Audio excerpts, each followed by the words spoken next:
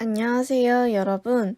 오늘은 5학년 2학기 사회 2단원 사회의 새로운 변화와 오늘날의 우리에서 갑신정변과 동학농민운동에 대해서 알아보도록 하겠습니다.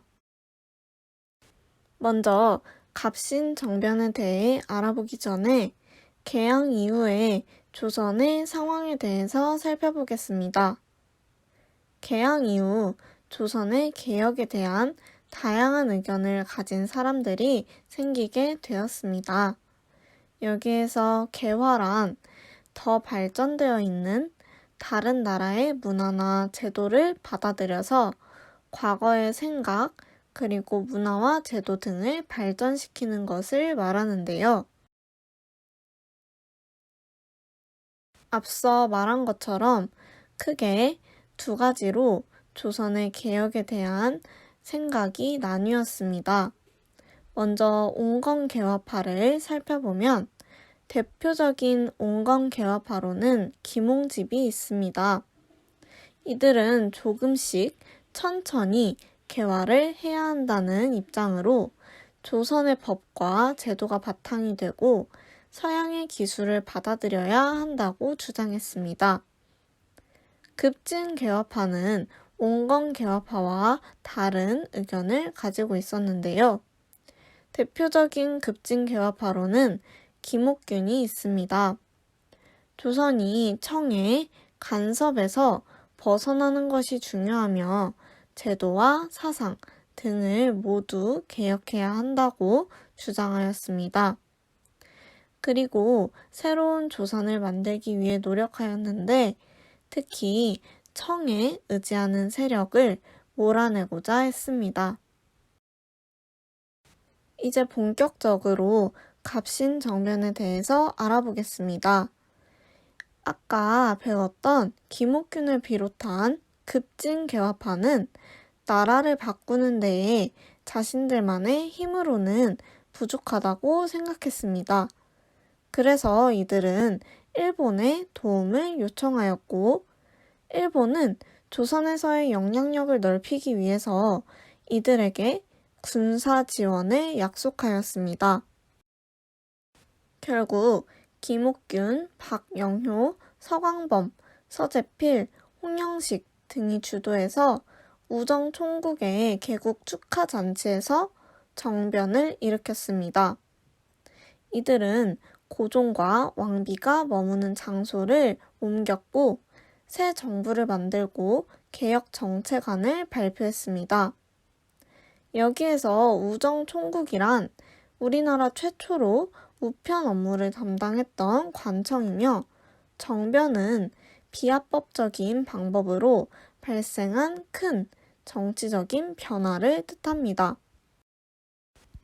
갑신정변을 일으킨 이들이 주장하였던 개혁 정책안은 다음과 같습니다. 청에 대한 조공 허례를 폐지하고 문벌을 폐지하고 백성들이 평등한 권리를 가질 수 있는 제도를 마련하며 능력에 따라서 관리를 임명합니다. 그리고 부정한 관리를 처벌하고 백성들이 빚진 쌀들을 면제해주며 세금 제도를 고쳐서 관리의 부정을 막고 국가의 살림살이를 튼튼히 합니다. 이 갑신정변에 참여했던 사람들은 매우 다양하였습니다. 김옥균, 박영효, 서광범, 서재필, 홍영식 등의 양반 계층이 주도하였으나 궁궐 안에 사정을 전달해주고 심부름을 하는 등의 역할을 하였던 군인, 사관생도, 상인, 환관, 궁녀 등도 있었습니다. 갑신정변의 결과 이들이 정권을 잡자 청군이 개입해서 반격하였습니다.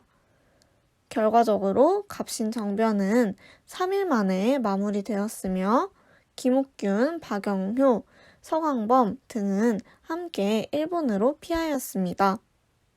이 갑신정변은 새로운 국가를 만들려는 개혁의 시도였다는 의의가 있지만 다른 나라였던 일본의 힘에 의지했고 개혁 시도를 위한 준비가 부족했기 때문에 많은 사람들의 지지를 받지 못해서 실패했다는 한계를 가집니다. 지금부터는 동학농민운동에 대해서 알아보겠습니다. 그 전에 동학은 무엇일까요? 서학에 반대하면서 민간 신화, 유교, 불교, 천주교의 장점들을 모아서 만든 최재우가 만든 종교입니다. 동학농민운동이 일어나게 된 배경으로 우리는 고부 군수의 횡포에 대해서 알아보아야 하는데요. 갑신정변 이후에도 관리들의 횡포가 이어졌습니다. 그리고 그 중에서도 고부 군수의 횡포가 심해서 백성들이 고통받았는데요. 그 구체적인 사례로 고부 군수의 아버지를 칭찬하기 위한 내용의 비석을 세우기 위해서 백성들의 돈을 걷었습니다. 또 농사에 사용되는 물의 값을 내지 않았다면서 벌을 주기도 하고 이웃과 친하게 지내지 않는다는 이유로 백성에게서 돈을 걷기도 했습니다. 따라서 전봉준이 지도자가 되어서 이 고부 군수의 횡포를 막기 위해 군사를 일으키게 되는데 이것이 바로 동학농민운동입니다. 이들은 고부에서부터 전라도 일대까지 세력을 넓혔습니다. 이들을 막는 데에는 조선만의 힘으로는 어려웠습니다. 그래서 조선의 조정은 청에게 도움을 요청했고 청은 조선에 군대를 보내주었습니다.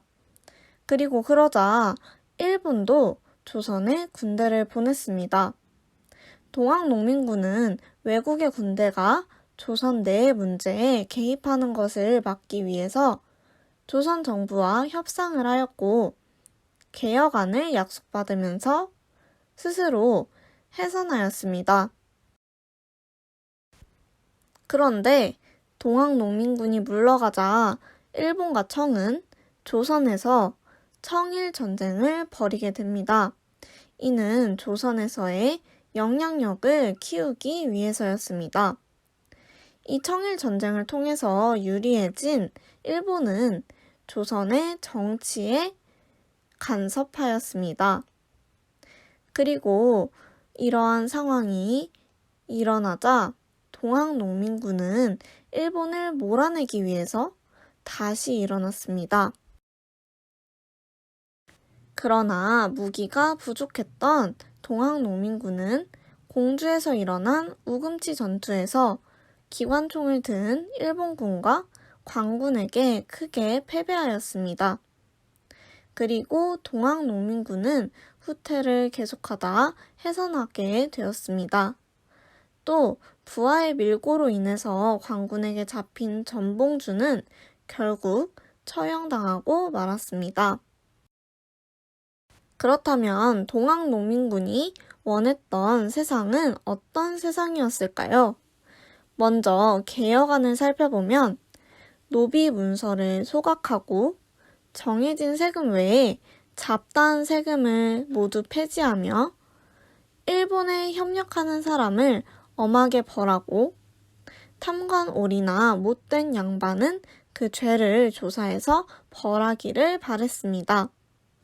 또한 이들이 사용했던 무기를 살펴보면 동학농민군은 무기가 부족했는데 대부분 대나무를 깎아서 만든 죽창이나 낙과 같은 농기구를 사용하였습니다. 그리고 광군으로부터 빼앗은 총을 사용하기도 하였습니다. 즉, 이들이 원했던 세상은 백성을 괴롭히는 못된 관리가 없고 청이나 일본과 같은 외국에 의지하지 않는 세상을 원했습니다. 동학농민군 중에는 이소사라는 사람도 있었는데요. 이 사람은 이소사라고 불리었으며 동학농민군이었던 여성이었습니다. 그래서 그녀는 전투에서 말을 타고 동학농민군을 이끌었지만 결국 일본군에게 잡히면서 고문을 받다가 사망하게 되었습니다.